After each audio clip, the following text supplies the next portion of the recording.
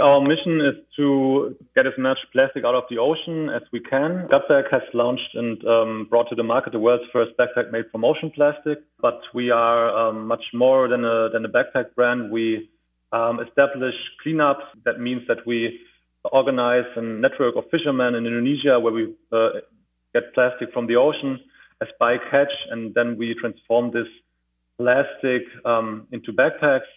So we want to have this freedom to contribute to the projects and to the things that we want without having discussions on a big board of investors or owners, and that's just a great freedom to have.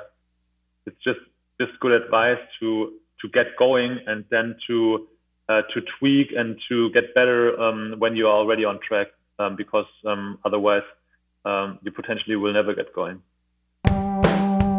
Bonjour, bonjour, and welcome to Mission First, the podcast to get inspired and to learn from successful entrepreneurs who are building a sustainable future for our planet and its people. I am Gilles Toussaint, your host and the founder of GT Impact, a growth and digital marketing agency working only with companies making a positive difference in this world. Growing a company that aims at having a sustainable impact is not easy. That's why I created Mission First. In each episode, I interview one entrepreneur who has a sustainable mission and who has recently gone through the difficult first years successfully. Together, we discuss their challenges and what they have learned on the way. We go into detail with a specific focus on company culture, leadership, financing, growth, and business strategy.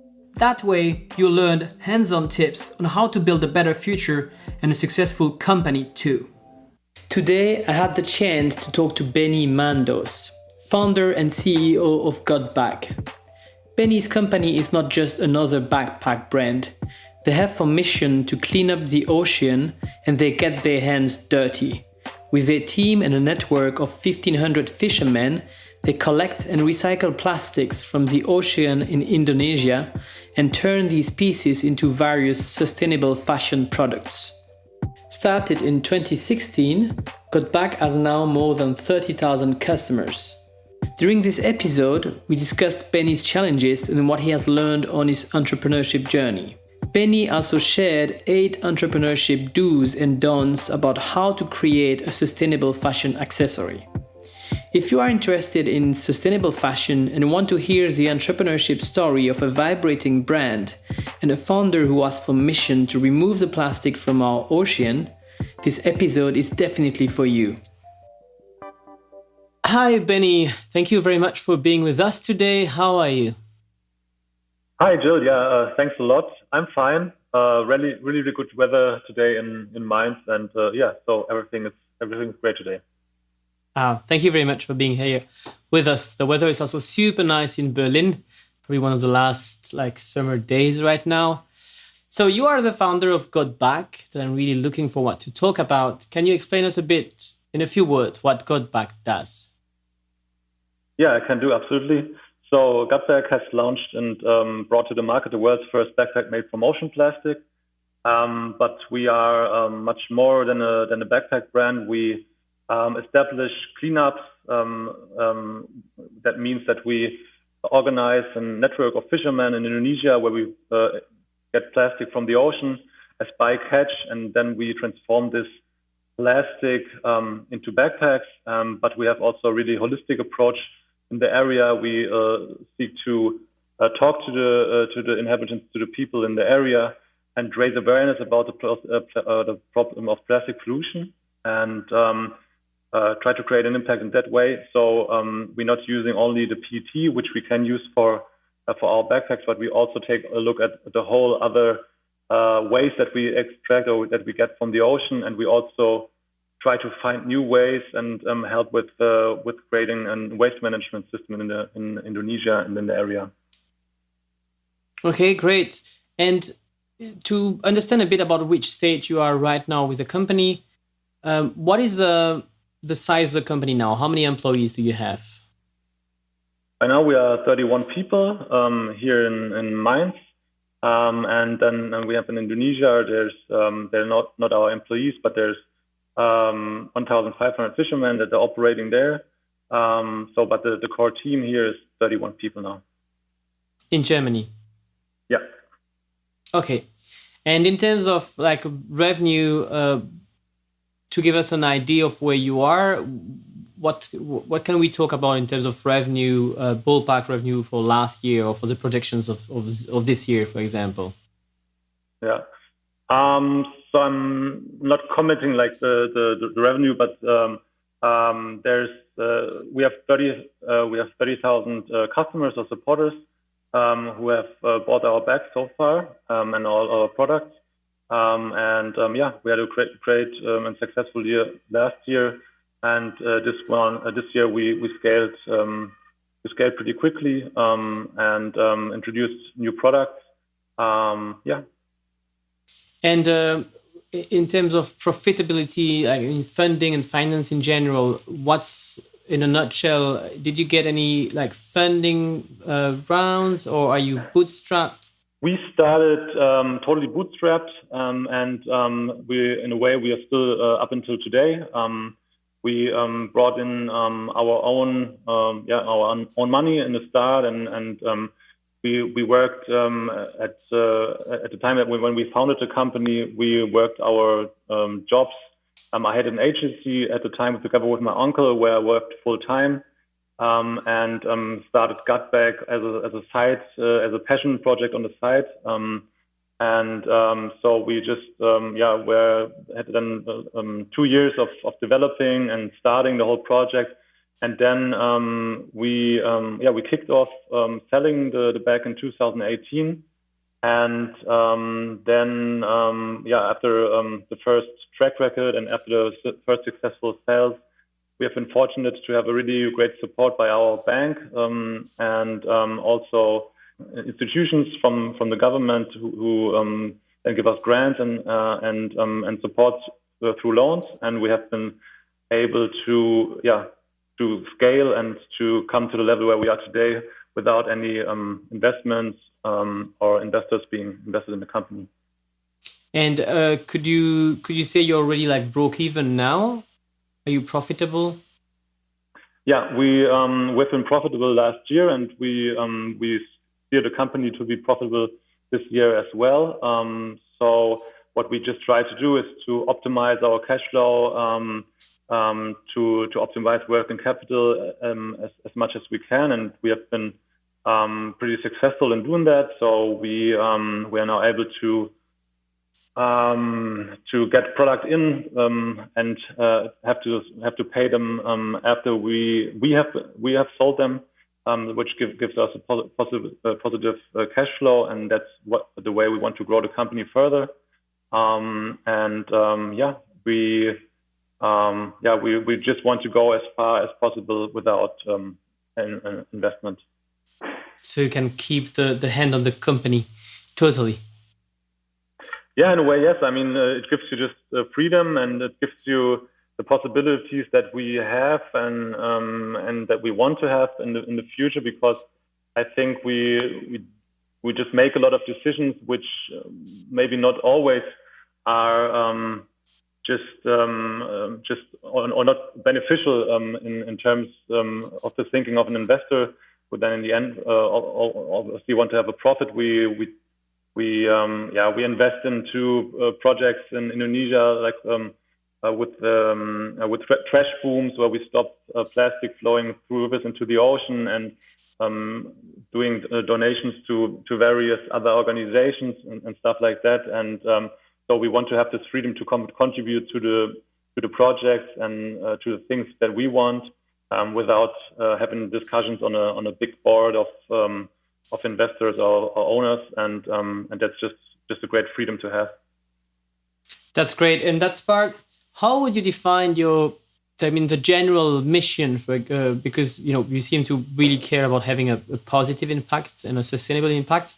So what's the exact mission of Gutbag? And maybe is it like different than your own mission? I think our mission is to get as much plastic out of the ocean as we can, and I think we are really we a company in a way we behave as an NGO. Obviously, of course, we need to sell bags. We are so many things at the same time. We are an e-commerce brand. We are a fashion brand. We do our own operations in Indonesia, where we behave as an NGO. There's lots of vision in this different sectors. For the cleanups, we have the vision to scale the cleanups further. We want to go to other regions and to other countries to create an impact there. And on the other hand, for the backpack brand, we want to become one of the most sustainable and well-known brand for sustainable backpacks and luggage. And I think that's the vision for the next years. So great, like a clear and great mission and vision as well. So I think that gives us a very good idea of where you are now and what you do. I'd like to get back to the starts and how you started this company. So I've learned on the company on your looking at your Instagram stories that you were a cameraman before. So how did you go from there to cut back starting the company itself?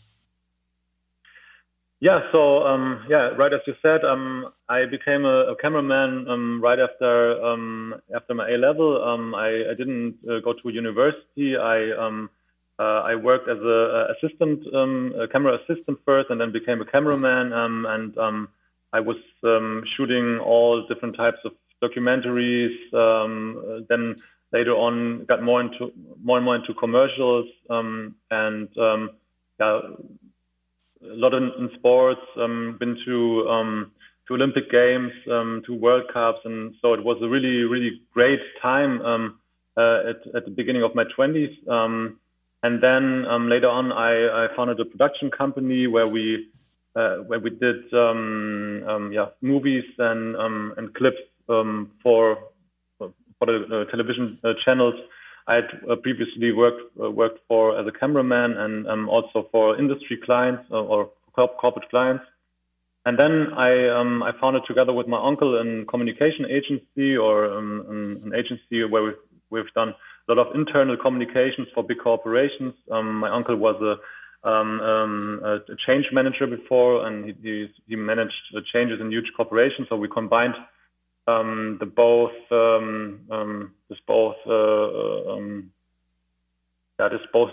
talents, or both jobs, his management skills, but also his network also obviously, and then we've done e-learning and movies or quick win communications in big projects. And that was a great time as well. But at some point, I've then been in sort of the media world for then almost 10 years, and I felt tired about it. Also, I didn't want to travel all the time.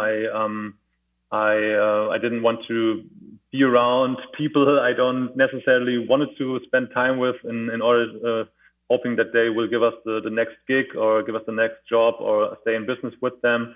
And that tired me in a way. And I wanted to do something that was different from what I've done previously. And I wanted to do something new, and I wanted to do something, what I really wanted to do from my heart, or what.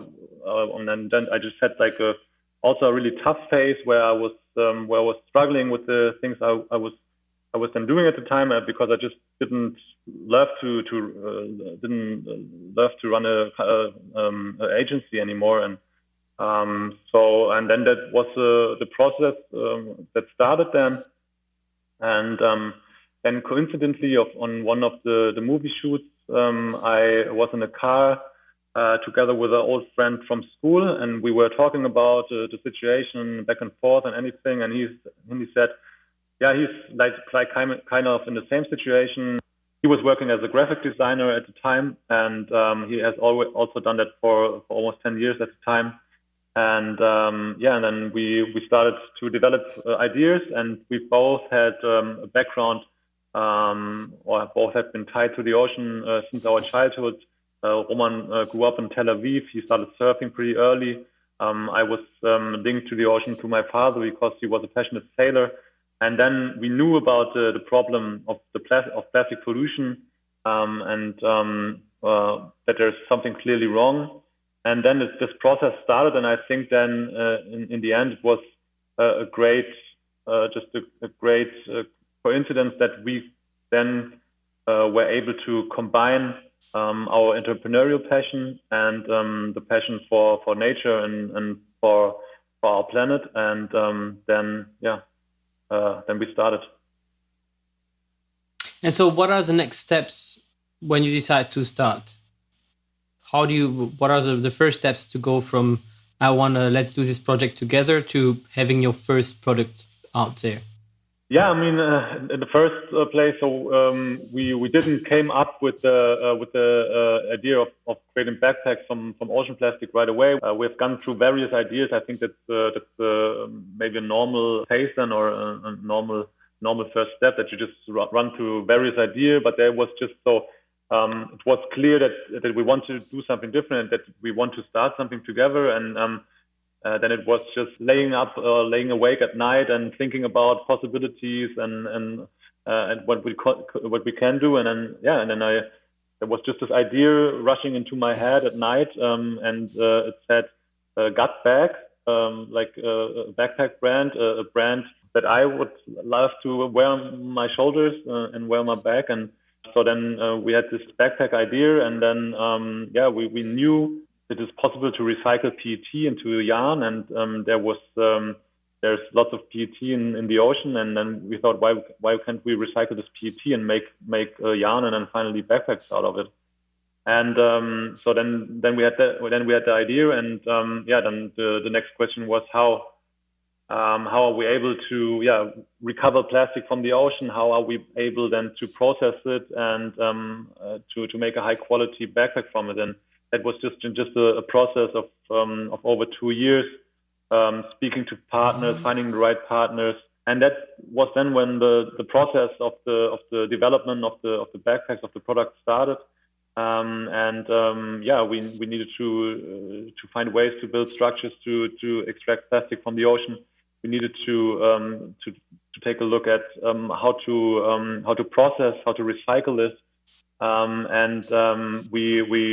For us that meant because obviously we didn't have any knowledge in the area. We need to find partners. We need to also read a lot and just get our brains up to speed, and to get an expert actually in recycling and manufacturing of backpacks.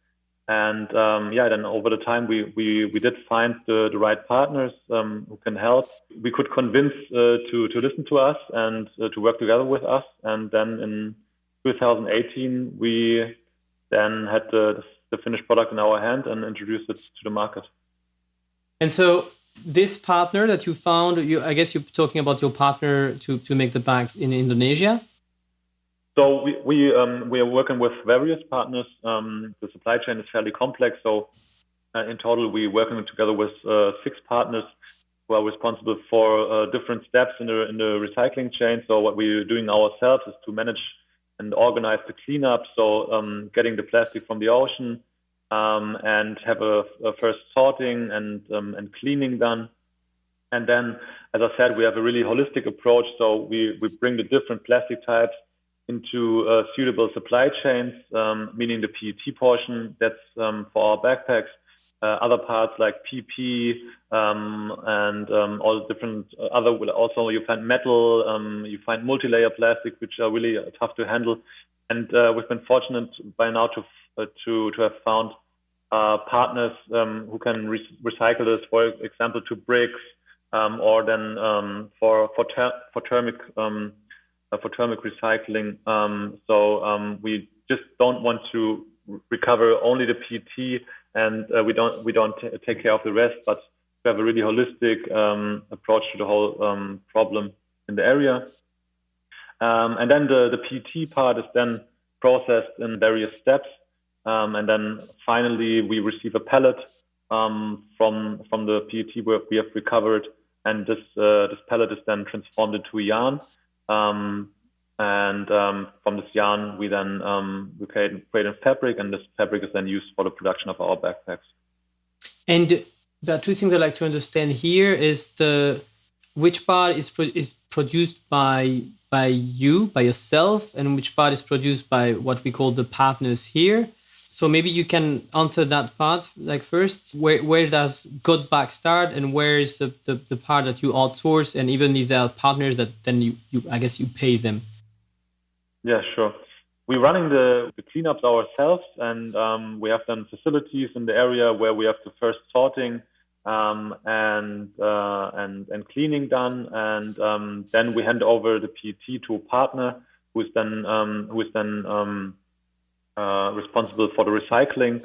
But this like the procedures that they use,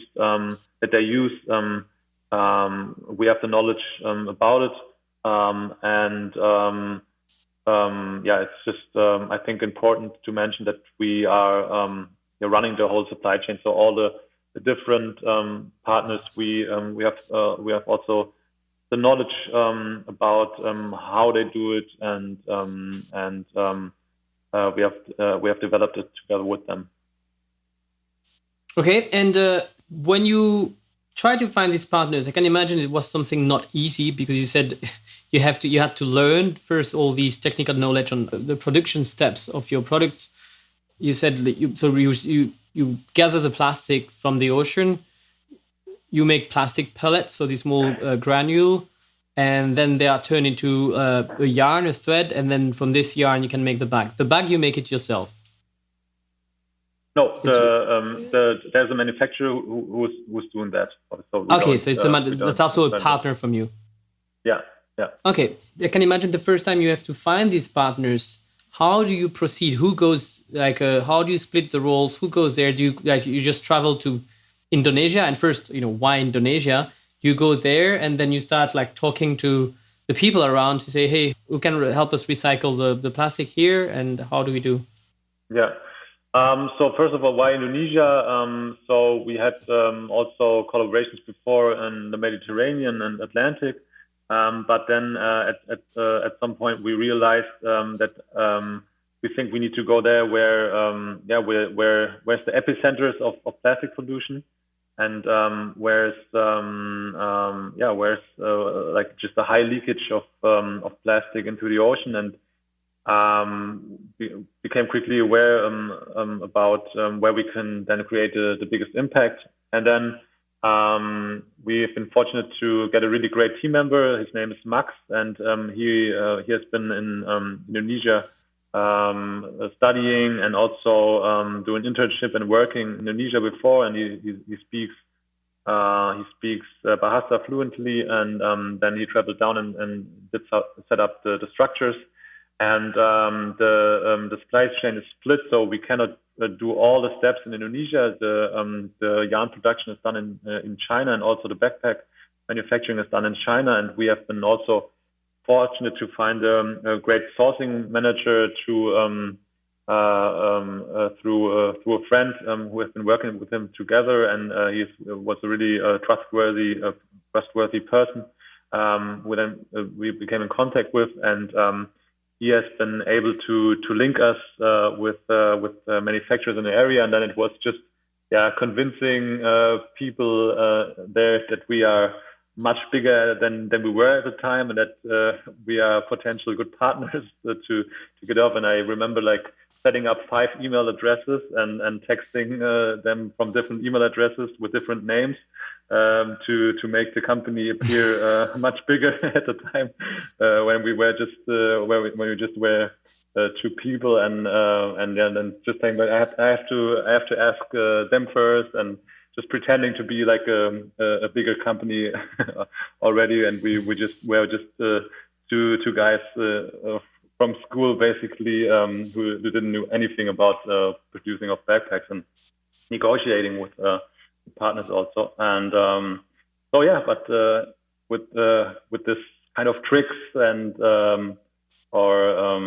also with the great contacts we had then been able to find the right partners and to convince them to work with us. What are the learnings from that period? Like, is there some criteria that you take into account for your partners? And is there something specific that you've learned on the way that you would do differently now, or with your experience you would do way more efficiently? Yeah, I think what we focused on is to find partners which had experience in working with brands that are known for sourcing fairly and producing fairly, and have certifications to prove that as well. Was the right way to go for us to identify people in this industry who are also conscious about fair sourcing, about fair production, and that was important to us. So that's how we then set out to find the right ones. You're tackling something I wanted to talk about, like certification in general. So I saw on your website you're super transparent. At least you try to be as transparent as possible for your customers, or the potential customers. And you mentioned it, like for your partners all along the supply chain, you try to have these certifications. How do you decide? Like I saw, in terms of certification, you have Ocean Cycle Certificate, you have Blue Design Partner, CEDEX BSCI.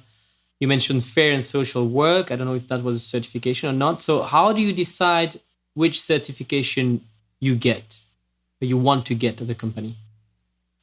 Yeah, I think it really depends, and we are talking about a lot to be as transparent in the different regions and tasks we are operated.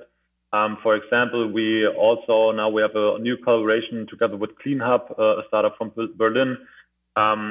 They are tracking the plastic that we extract from the ocean, and to give a transparency to this supply chain also. So we want to prove to ourselves, but to the end customers, that the plastic that we use in our bags is from this exact area, has been tracked in this area by the fishermen, and then go through the whole supply chain.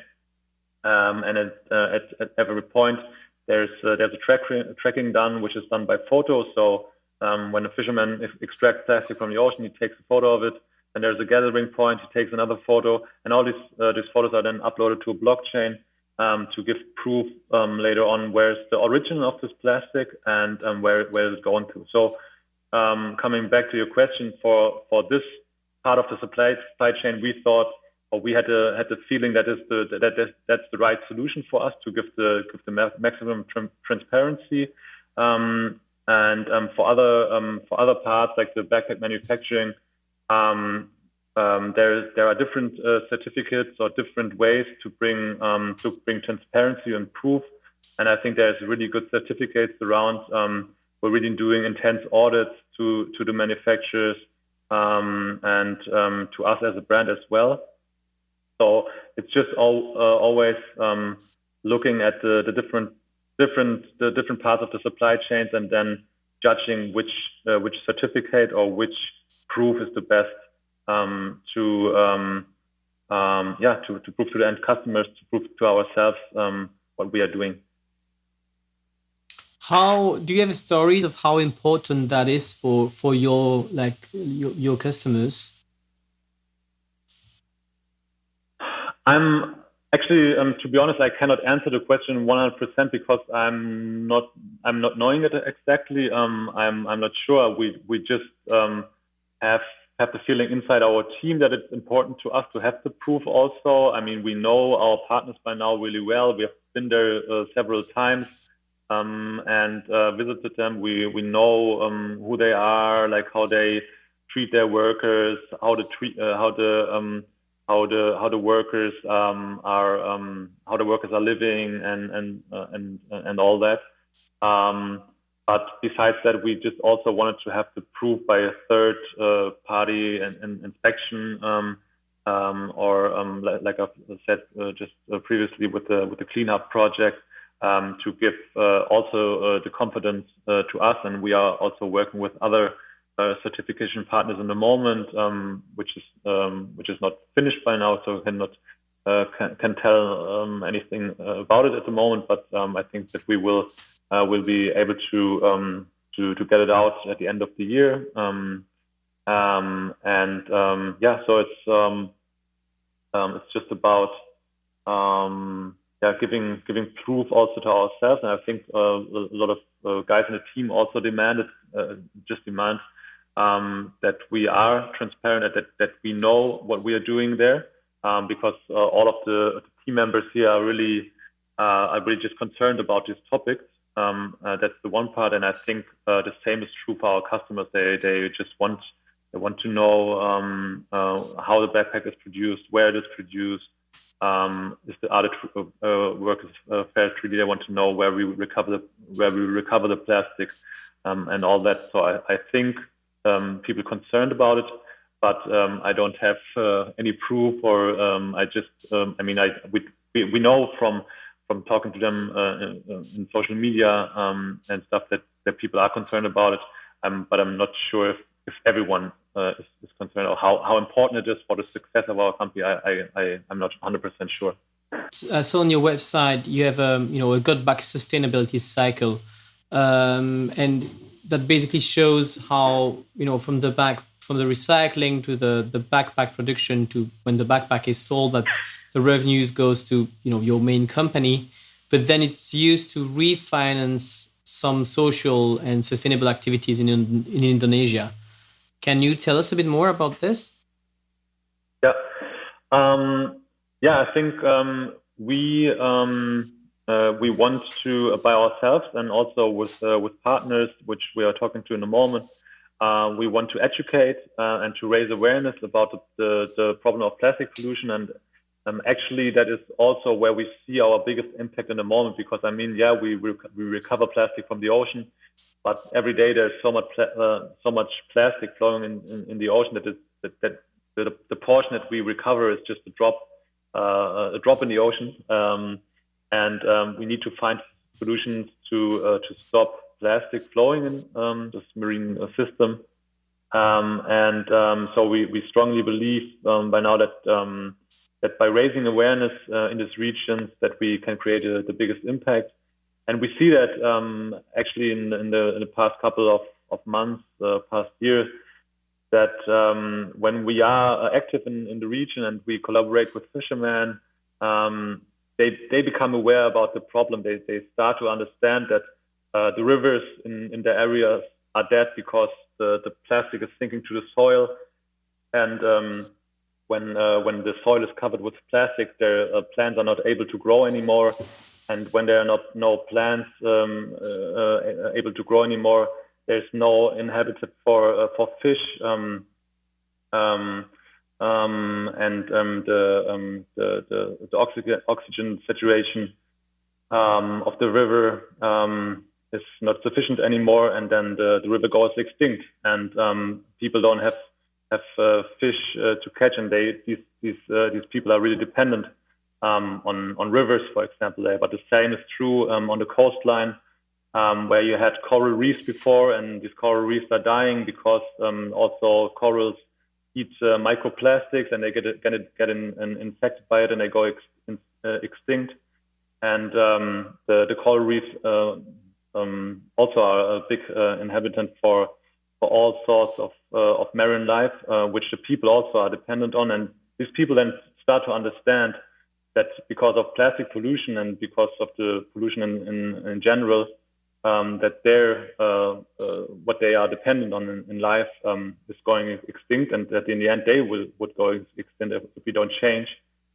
And that's a really strong incentivation to do something about it. And then they start realizing, and they start talking to their families, they start talking to their villagers, to their communities. And so that's a really strong multiplier. If you have 1,500 fishermen involved, they go to, as I said, to their villages, and then these communities starting to realize the problem. And what we see there is that then from the ground up, there's change happening, because these people then start to talk to the politicians in the area, to the governors, and there's just some pressure then being put on of this decision makers. And we see now, because we are now in talks with the government there, and they are starting to support our project, and they're starting to also then to change and to become aware of the problem, and they started to establish waste management systems, and that's just great to see. And as I said, I think that's where we see our biggest impact.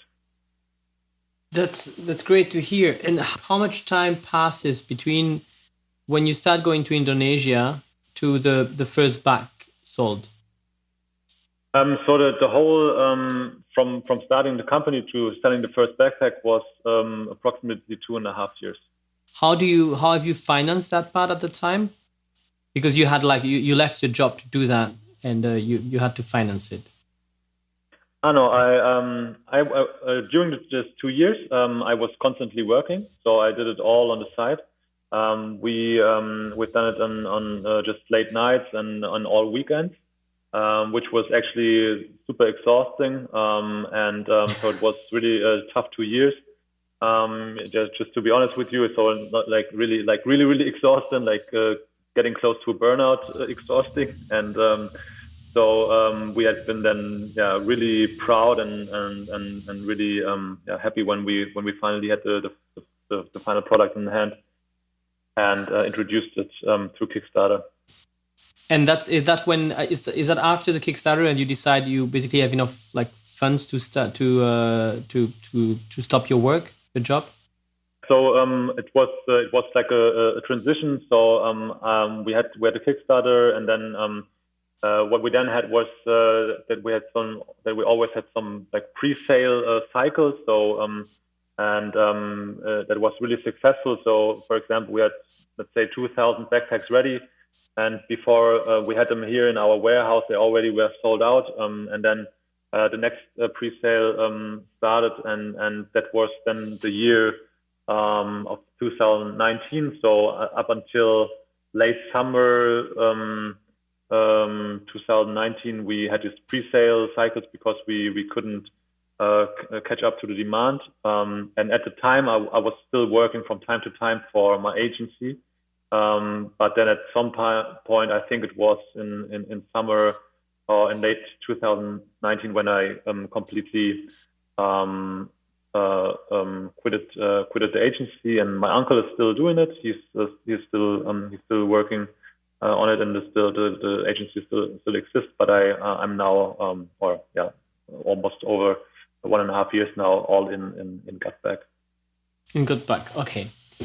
What is your biggest learning of the crowdfunding, and is there something you would do differently if you had to start one again?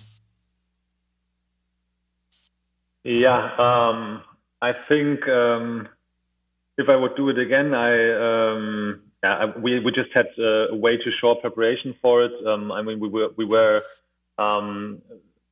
So the thing was that we never knew exactly when the first really fixed prototype would be ready. So it's just you wait for a couple of weeks, and then you receive the product. And only when you have it in hand, you know exactly, okay, now we are good to go. We are ready to approach the market with it. So we didn't really plan in advance for the Kickstarter. But then we had the final product in hand, and we say, okay, it's good to go to introduce it to the market. And we say, oh, okay, now we have to try to think how we can set up a Kickstarter campaign and how to do it. And then I think we already submitted the project to Kickstarter, and then started to look into how to really launch a successful Kickstarter campaign. And I think we haven't done the greatest job. Because it's a science of itself. You can do so much in building an audience before and all that. So I think a much better preparation is what I would have done differently. But yeah, I mean, now looking back, it's everything happened as it should be, or as it was, and it turned out to be really good and successful. So there's nothing I am regretting by now, but yeah, I think preparation, building up an audience before, and have a really like a campaign, and there's also professional agency who are consulting with running Kickstarter campaigns, and I think all of this is good to do. So did you run out on your own, or did you do it with an agency at some point? No, we did it by ourselves. We have been talking to agencies, but also and some of them, or the good ones, are also charging quite some money, which we didn't have at the time, which we had put into the research and development and getting first products to Germany, and so we have done it all ourselves. But it went out pretty well, as you said, with I think sold 26,000 from the 16,000 euro plan. So like a great step. Let's talk now about the do's and the don'ts that you sent me on, which this time are regarding how to create a sustainable fashion accessory. So thank you very much for sending these to me. And let's start with the do's. The first one is go new ways to find the best and most sustainable solution. What do you mean by that? For me, it's the most important that we always try to challenge ourselves, always trying to find new and better solutions for everything we do, everything we use, and that's just extremely important to me. That we always be ahead of everything that's available on the market and use it. And the second one was recycle. I guess so a part of it is pretty obvious given your company, but can you iterate on that? Yeah, I think that just recycling and reusing the things that we already have, especially for plastic, is just really important. It's important that we stop the production of virgin plastics, and that we in general just recycle more, and the recycling rates up until today are just extremely low in the world, and that's just an important topic. And I think it's you can just build such amazing products from recycled materials, and I think that and it's coming more and more, and which is a good thing. But I think there's much more that can be done. Okay, and the third one was the product needs to be repairable, multifunctional. How did you come to that one? Yeah, so especially our first bag, we wanted to have a bag that you can use in all different situations in your life, like going to work, but also in free time. So there's a laptop case in it, but you can remove it if you don't need it, and you go hiking. So we wanted the product to really be multifunctional, and it's waterproof, that you also can use it in heavy weather, and that's just also contributes to sustainability. If you just need one bag for different situations, that's just great, because then you don't need two different ones, and that's one part. And to have the parts on it to be easily repairable, that's also important to us. So we have our gut bag cycle. So if there's anything breaking on your bag, even after guarantee, you can send it back to us. We will intensify that, and by giving a discount for your next purchase, and then we try to repair the backpacks or reuse the materials, and create new products from it. And that was also important in product development. Okay, so when people I saw these that you offer these reparation services. So when people send you their bags, you try to repair it, and if you can't, you offer them a voucher. And If the backpack cannot be repaired, we will recycle it to new products. And exactly right. So in order that, because we don't want people just to throw it away, but we want them to bring it back to send it back to us, and therefore we give a discount on a new purchase, which for us has the value that we increase the customer lifetime value, but at the same time we can also reuse the materials, and then they are not just thrown on into the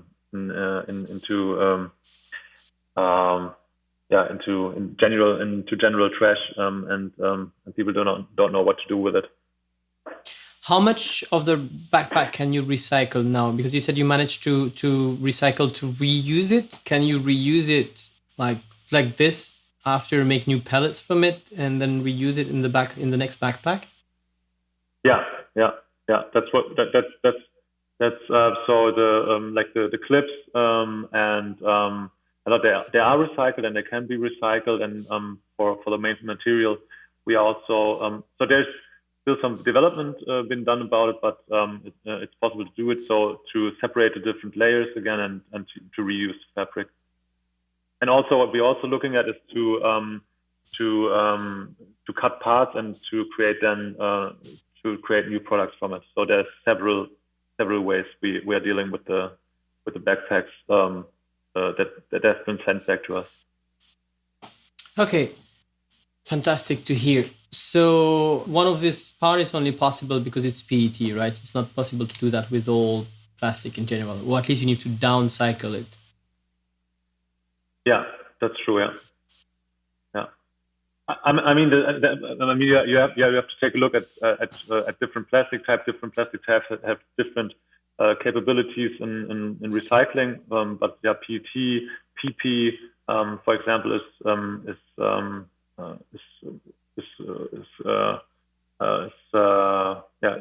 capable to being recycled. Other plastic types are just hard to recycle. That's true. Where have you educated yourself on all these topics of recycling and sustainability? Do you have any specific resource you can share with us that is very useful to learn on that? Yeah, I mean, we and even today we are working together with experts in the area. So in the moment we are we're talking with professors and just experts in the area. I think that's the most important and most valuable advice. And then obviously, you have lots of resources out there that you can take a look at. But I think it's a really special area, and I think the best way to go is really to talk to experts who are researching and in the area and also teaching about it.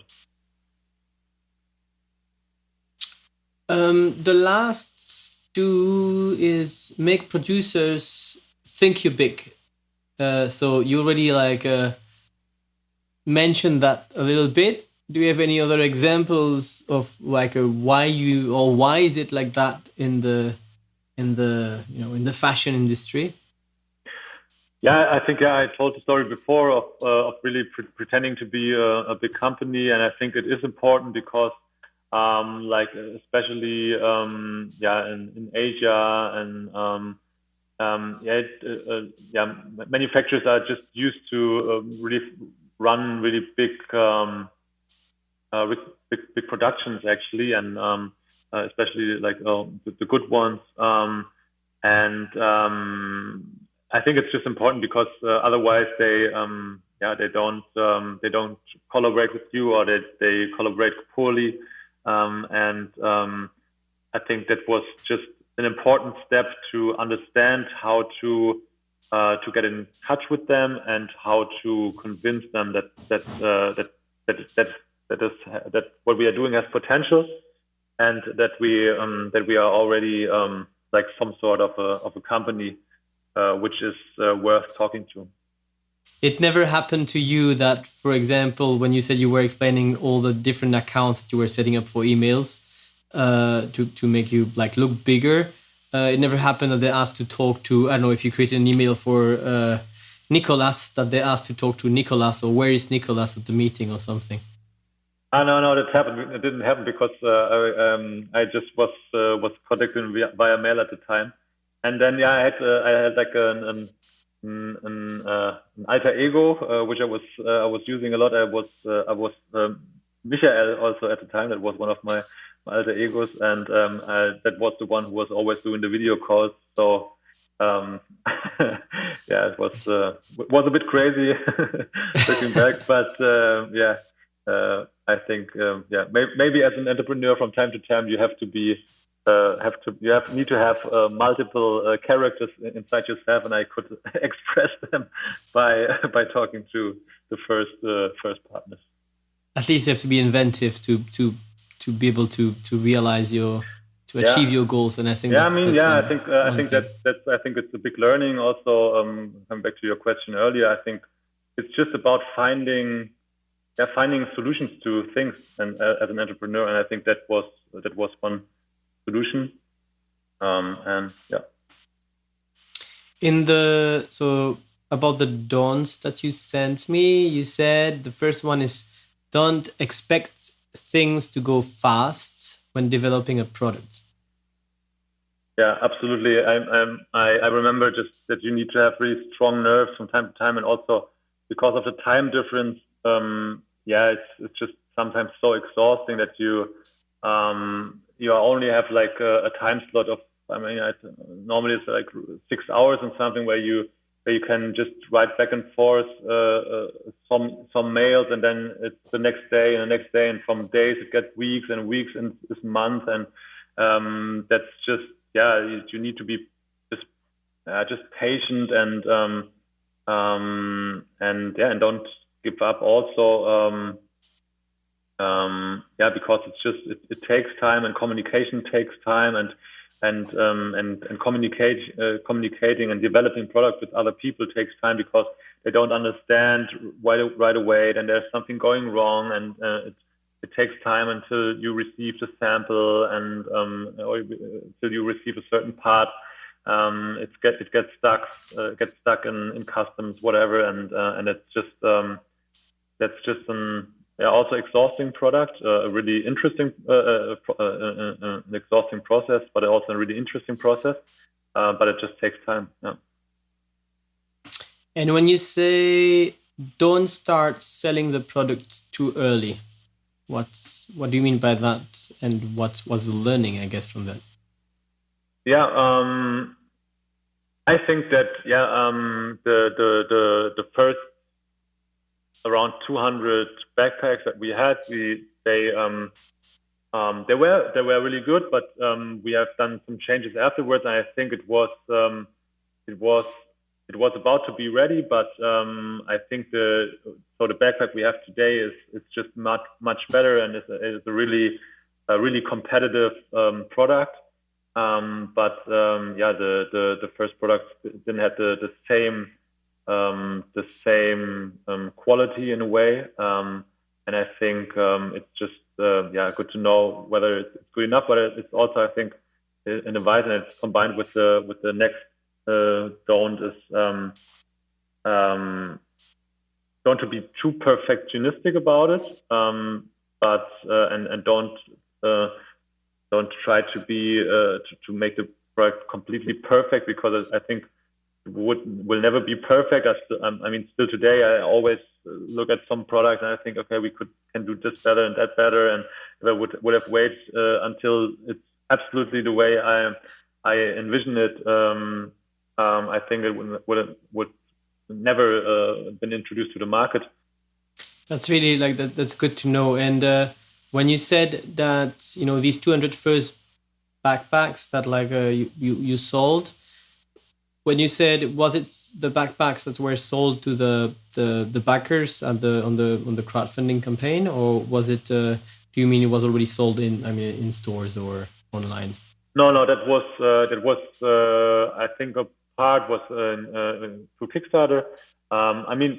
The products were not bad at all. They were just not like the same quality, or the quality increased over time.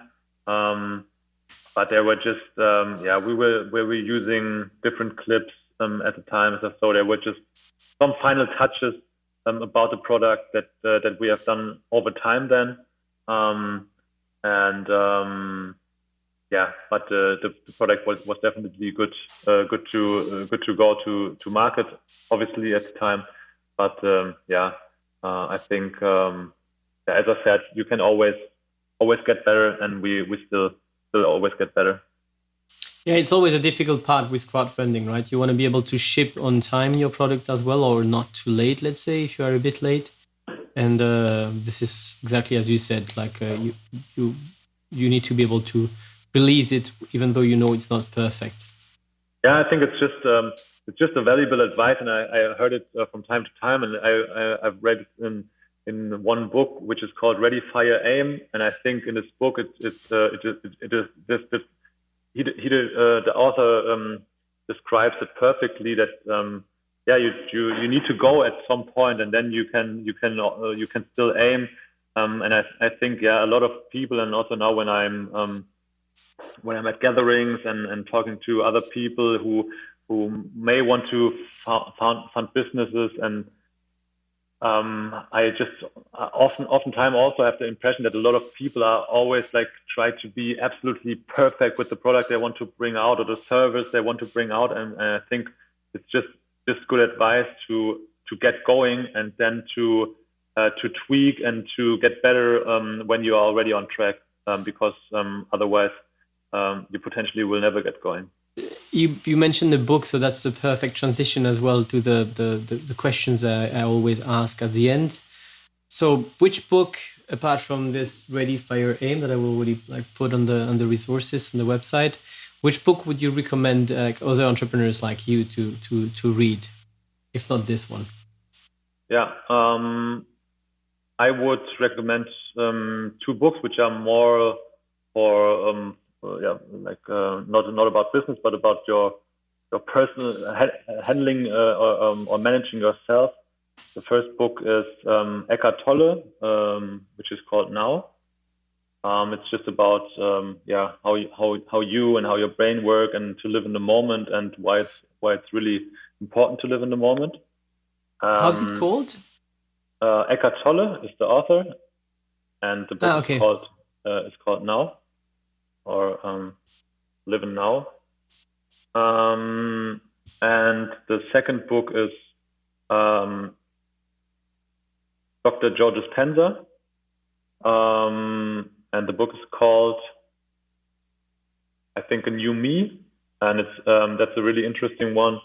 It's a bit in the same direction. Both books just teach you how your subconscious work, how you work, how your brain work, and how you can deal with your emotions, your feelings, and yourself. And that's I think maybe there are a lot of other books I could mention by now, but I think these ones might be the most influential also for my change in my life, and starting what I have started. Yeah, Dr. Joe Dispenza I read a book about meditation from him too, but it was a book that was also very, very life-changing to me. That's actually why I started meditation, and how I went as well after to Vipassana, and it really helped me as well. Getting back to the next question, what's the best advice you've been given as an entrepreneur? I think the best advice is to don't give up, and that there's always a solution. What's your favorite question to ask candidates during your recruiting process? I think actually my favorite question is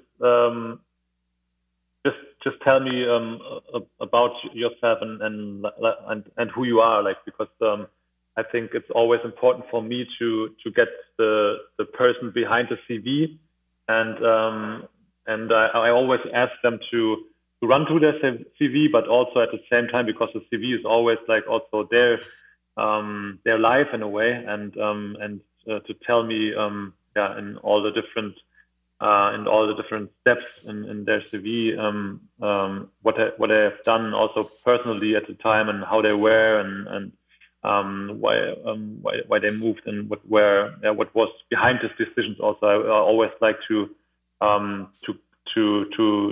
get to know the people, like on a deeper level if possible. And I always don't like there's like people in front of me are really just totally professional, and I cannot feel like who they are, like on a private level as well. And what is the training podcast, like blogs or influencers, you would recommend entrepreneurs and people growing a startup like yours to follow? I've been listening to various podcasts before. I'm currently listening a lot in the Shopify podcast about marketing, products, and stuff like that. I'm also OMR Rockstars. I listen to a lot, and I think this ones I look at a lot. Also I'm from time to time, but infrequently, looking into founder press and founder media, like, I don't know, Gründerszene, and stuff like that.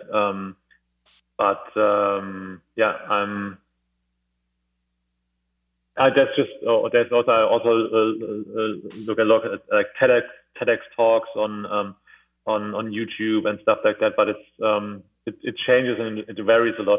Sometimes I do a lot of research, like when I'm interested in a topic, or I want to increase my knowledge. I'm just absolutely addicted to knowledge. If there's something I don't know, I want to learn about it, and I always look for new ways, whether it be podcasts, whether it be YouTube, Googling and finding new blogs. So I do that a lot, actually. But I would mention like the ones before that I really listened to frequently before. So thank you very much for your time, Benny, today. Now this is your time to just whatever you want to tell to the people listening to us. If you're looking for new support, people of course who want to like buy your bags and all your products. I think you have more than 8 different products now on your website. So where should they go to find you? That's your time right now. Yeah. So also thank you very much. It was a really great conversation, and everybody out there, just visit our website, got-bag.com. We are looking for people hopping on the team and help us write our story further. If you're interested, go ahead and check out Career and on our site. Besides that, I just want to say, take a look at our oceans. They're really important for us, and without them, we cannot live. So please have that as a takeaway, and thank you and all the best. Yeah, thank you very much again. Like as you said, without them we die, as Captain Watson said to me, and I'm really happy as well that like you are partnering with them soon. So thank you very much, Benny. Have a wonderful day, and bye bye. Bye bye. If you like this podcast, there are 2 things you can do that would mean the world to me. The first thing is to sign up for the podcast newsletter. That way you will be notified of the new episodes, but you will also get a summary of the learnings at the end of every season. Plus, for each episode, you will get the resources and the list of do's and don'ts that every guest shares with me. And finally, you will also get the opportunity to ask our future guests one question in advance. You can sign up for this newsletter on gtimpact.com. The second thing you can do to be super helpful is to recommend this podcast. For that, you can write a review on Apple Podcasts and share the podcast with your friends, other entrepreneurs, and people trying to build a sustainable future. That way, we can all learn together and work on a brighter future for us, our children, and our planet. Thank you very much, and see you next week for the next episode. Have a nice day.